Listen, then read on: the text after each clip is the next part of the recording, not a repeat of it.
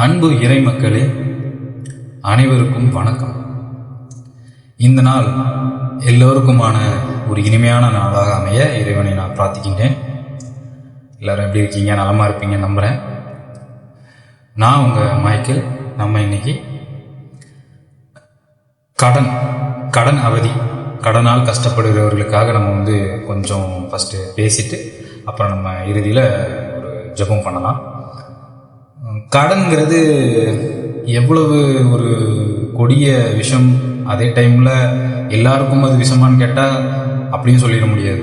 ஏன்னா பல குடும்பங்களில் ஒரு சின்ன சின்ன பொருளாதார உதவி சொந்தக்காரங்களால் கூட கிடைக்காது.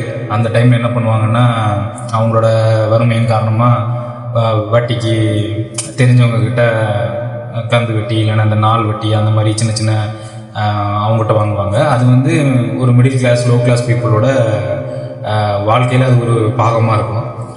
பெரிய பணக்காரங்களுக்கும் கடன் வாங்குவாங்களான்னு கேட்டால் அவங்களும் வாங்குவாங்க. அவங்களும் லோன்ஸ் போடுவாங்க, இஎம்ஐ கட்டுவாங்க. ஸோ எல்லாருக்குமே ஒவ்வொரு வகையான கடன்கிற ஒரு பிம்பம் அவங்கள பின்தொடர்ந்துட்டே தான் இருக்குது. அந்த நிழலில் தான் மனித குலமே இயங்கிட்டு இருக்கு. அது பெரிய கோடீஸ்வரர்களும் கடன் வாங்குறாங்க, அடித்தட்டு மக்களும் கடன் வாங்கிட்டு தான் இருக்காங்க. ஸோ அதனால் பல துன்பங்களை தினசரி வாழ்க்கையில் சந்திச்சுட்டு வராங்க. ஒரு குடிக்கிற வீட்டில் எக்ஸாம்பிள், பல வீட்டில் கணவர்கள் மதுக்கு அடிமையாகி இருப்பாங்க. அப்போ அந்த வீட்டோட தேவைகளை பூர்த்தி செய்வதற்காக அந்த பெண்கள் என்ன பண்ணுவாங்கன்னா, பக்கத்தில் எங்கேயாவது போயிட்டு கடன் வாங்கி எதையாவது செயின், அந்த மாதிரி தாலி செயின் இதெல்லாம் கொண்டு போய் வச்சு அந்த கடனை வாங்கி பிள்ளைங்களை வளர்ப்பாங்க. பிள்ளைங்களுக்கான தேவைகளை பூர்த்தி பண்ணிடுவாங்க. ஸோ அதை கொஞ்சம் கொஞ்சமாக திருப்பி கொடுப்பாங்க, காசு மிச்சப்படுத்தி, இல்லை வேலைக்கு போய் கஷ்டப்பட்டு. ஸோ அந்த கடனால் அவங்களுக்கு போகும். அதே டைமில் இளைஞர்கள் ஒரு பக்கம் என்னென்னா, இப்போ நிறைய இந்த மொபைல் அப்ளிகேஷனு இதிலெல்லாம் பார்த்தீங்கன்னா உடனே கடன் அப்படின்னு சொல்லிட்டு ஒரு ஐடியா கொண்டு வந்துருக்காங்க. அது எப்படின்னா, டக்குன்னு உனக்கு ஒரு 50,000 தேவையா வாங்கிக்கோ அப்படின்னு சொல்லிட்டு, அப்புறம் நீ கட்ட முடியலன்னா உன்னை அப்புறம் ஆள் வச்சு அவங்க மிரட்டுறதும் அடிக்கிறதும் அசிங்கமாக பேசுகிறதும், இந்த மாதிரி துன்பங்கள். இது ஒரு வகையான ஒரு மாய வலை அதுக்குள்ளே சிக்கிட்டு மக்கள் இளைஞர்கள் குறிப்பாக மாட்டிக்கிட்டு இருக்காங்க.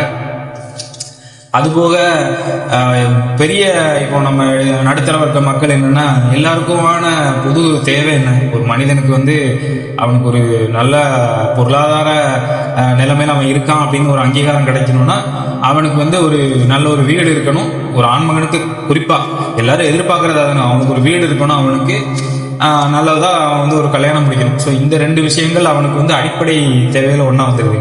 அது போக குடும்ப பொறுப்புகளும் அவன் சுமக்கணும். அதில் இந்த மாதிரி தேவைகளால் அவன் எவ்வளோதான் சம்பளம் வாங்கினாலும், மாதம் 1 லட்சத்துக்கு மேலே இல்லை 2 லட்சம் அவன் மிடில் கிளாஸ் சம்பளம் வாங்கினாலும், அவன் ஒரு லோன் போட்டு இஎம்ஐ கட்டாமல் அவனால் டைரெக்டாக ஒரு வீடை கட்டுவதோ இல்லைன்னா திருமணத்தை நடத்துவதோங்கிறது குறுகிய காலத்தில் சாத்தியமில்லாத விஷயமா இருக்கும். இப்போ அப்பா அம்மாவோட டிபெண்டன்சி, அவங்க வேலை பார்க்குறாங்க, அவங்கள பார்த்துப்பாங்க அப்படிங்கிற ஃபேமிலி இதுக்குள்ளே வராது. ஆனால் அப்போ வீட்டு குடும்ப பொறுப்புகளையும் பார்த்துக்கிட்டு தன்னோட வாழ்க்கையை அமைச்சிக்கணும் அப்படின்னு துடிக்கிற இளைஞர்கள் எல்லாருக்குமே இந்த கடன் ஒரு சுமை தான். ஏன்னா இந்த இஎம்ஐங்கிறது ஒரு பெரிய மாயவலை. இஎம்ஐ மட்டுமா, இன்னொரு பெரிய பூகம்பமே ஒன்று இருக்குது. அதுதான் ஒரு பிசாசுன்னு சொல்லலாம்.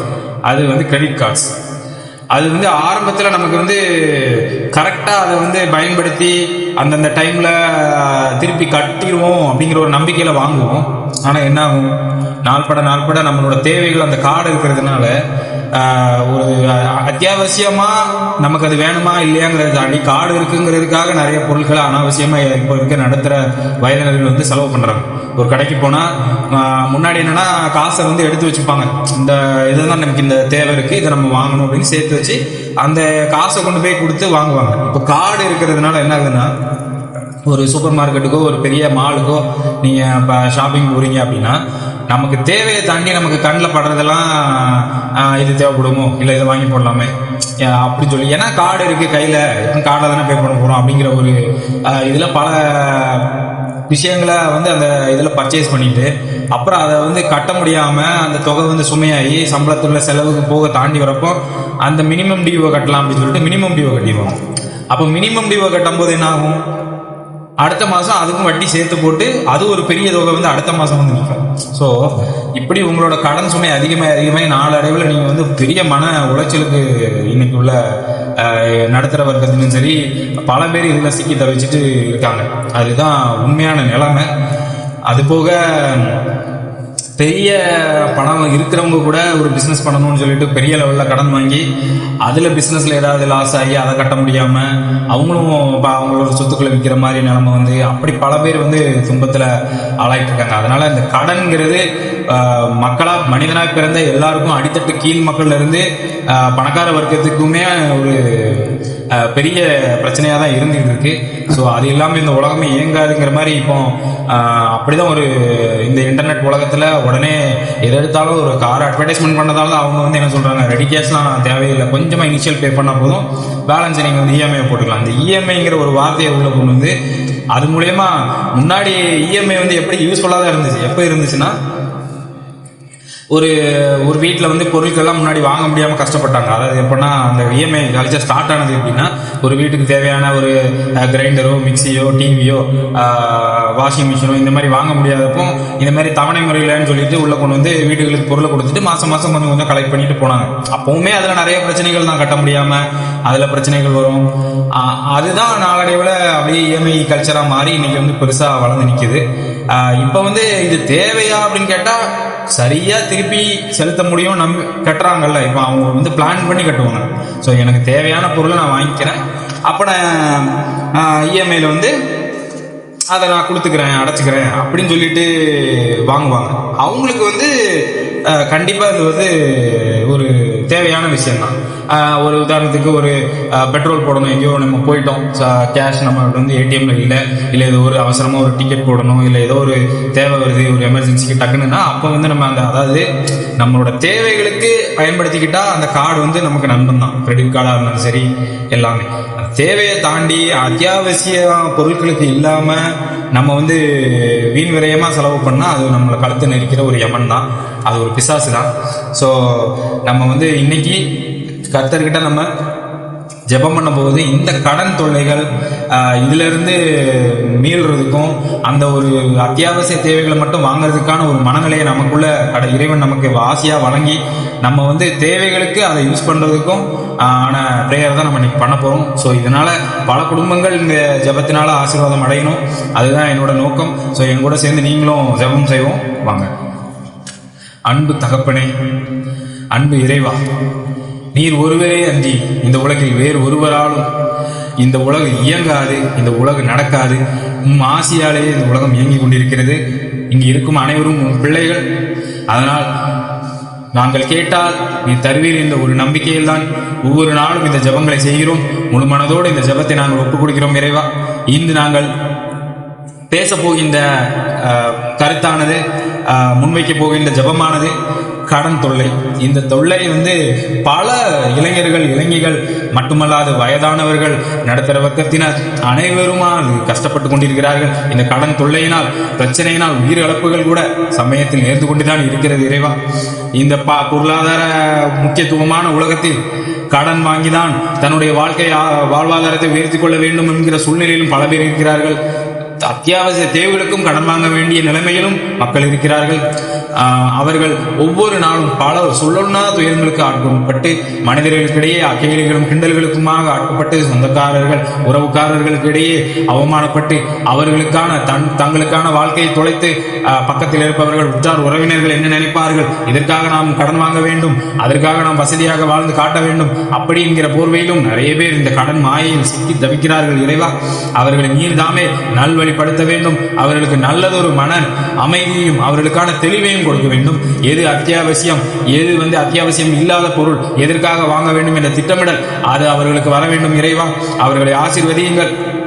குடியினால் மது பழக்கத்தினால் அடிமையாக இருப்பவர்களை மீட்டெடுங்கள் இறைவா. அதுவே ஒரு குடும்பத்தினை மீட்டெடுக்கும் ஒரு பெரிய முயற்சியாக இருக்கும். அது இல்லாவிட்டாலே கடன் பெரிதளவில் யாரும் தமிழகத்தில் வாங்க மாட்டார்கள் இறைவா. அந்த குடி பிரச்சனைகளில் இருந்து அவர்களுக்கு நல்ல ஒரு விடிவு காலம் பிறக்க நல்லது ஒரு ஆட்சி மாற்றம் நிகழ வேண்டும் இறைவா. அப்படி ஒரு தலைமையை கொடுத்து தலைவர்கள் நாளைக்கு வரும் தலைவர்களுக்கும் அந்த ஒரு மனநிலையை கொடுத்து அவர்கள் இந்த குடி பழக்கத்தினை இருந்து தமிழக மக்களை மீட்டு அவர்களை நல்வழிப்படுத்த வேண்டும்.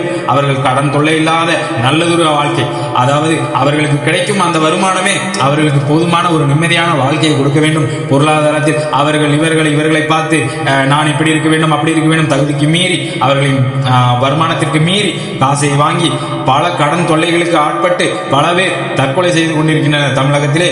அந்த நிலை மாற வேண்டும் இறைவா. அவர்களுக்கான கெஞ்சி மன்றாடுகிறோம் இறைவா. உன் பாதங்களை தொட்டு வணங்குகிறோம். அவர்களுக்கு இந்த ஜபத்தை கேட்டுக்கொண்டிருக்கும் அனைத்து கடன் பிரச்சனைகளிலிருந்து சிக்கி தவிக்கும் அனைவரும் இன்றைய விடுதலை பெறுவார்களாக. அவர்களுக்கான நல்லதொரு தெளிவும் நல்லதொரு புரிதலும், பொருளாதாரத்தில் அவர்கள் இந்த கடனை அடைப்பதற்கான ஒரு சக்தியும் அவர்களுக்கு கொடுங்கள். அவர்கள் பொருளாதார வலிமையை கொடுங்கள். அவர்கள் அந்த கடன் தொல்லையிலிருந்து மீண்டு வெளியிலே வந்து மீண்டும் நல்லதொரு வாழ்வை தொடங்க வேண்டும். நல்லதொரு தெளிவான சிந்தனையோடு அவர்களது வருமானத்துக்கு ஏற்ற வாழ்க்கையை அவர்கள் அமைத்துக் கொள்ள வேண்டும்.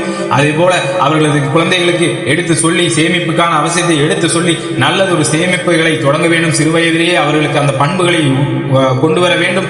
தேவைக்கான செலவுகளை மட்டும் அவர்கள் கேட்பதெல்லாம் சிறுவர்கள் பிள்ளைகள் கேட்கிறார்கள் என்பதற்காக அனைத்தையும் செய்வதற்கான மனநிலையை மாற்றி எது தேவையோ அவர்களுக்கான தேவைகளுக்காக அந்த பொருளை வாங்கி கொடுத்து அதற்கான கடனை செலுத்த முடியும் என்றால் அந்த கடனை வாங்க வேண்டும். கையில் காசு இருந்தால் அந்த பணத்தை செலவு செய்ய வேண்டும்.